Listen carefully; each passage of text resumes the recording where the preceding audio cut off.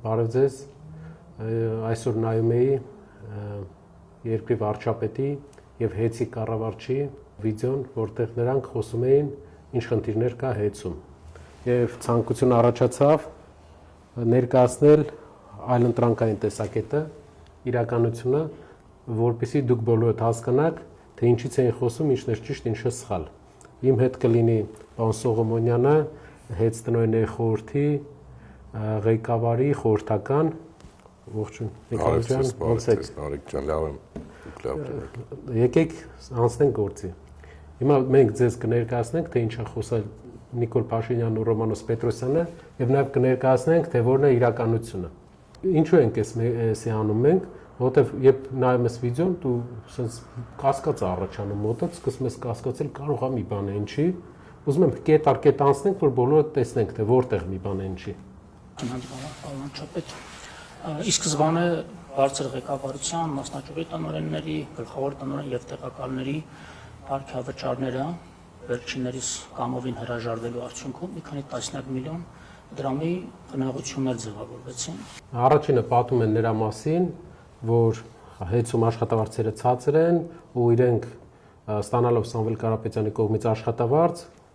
պարգևավճարներից հրաժարվել են եւ հնարավորություն են ստեղծել աշխատավարձ բարձրացնել։ Արգելի հայրենակիցներ, ՀԵՑ-ում աշխատավարձը որոշում է հանրային ծառայությունների կարգավորող հանձնաժողովը, որը արգելում է ավելի բարձր աշխատավարձ վճարել։ Նույն բեցում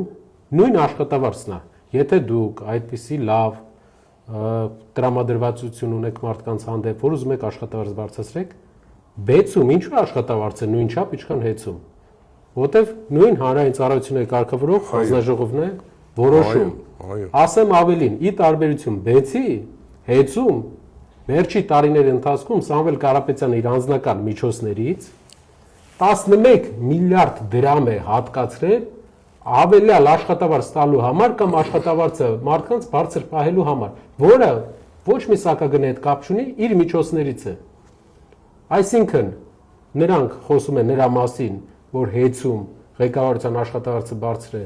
աշխատակիցների աշխատավարձը ցածր է,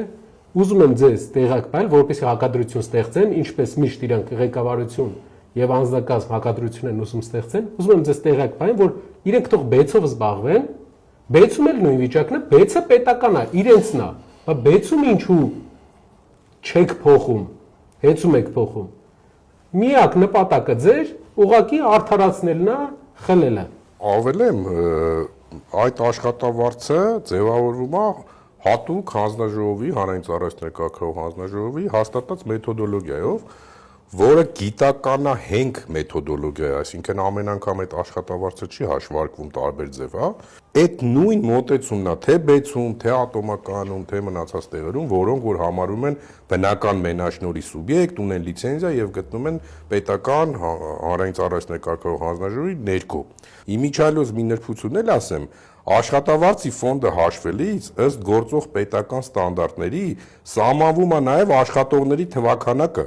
Այսինքն ոչ միայն մենք ենք որոշում քանի հոգի աշխատի։ Հենց այդ կարգավորման տիրույթում մենք սահմանափակ ենք թե աշխատավարձի տարեկան ֆոնդով, թե աշխատողների քանակով։ Բայց չնայած դրան, Սամվել Կարապետյանը 28 միլիոն դոլար իր գրպանից վճարել է 11 միլիարդ,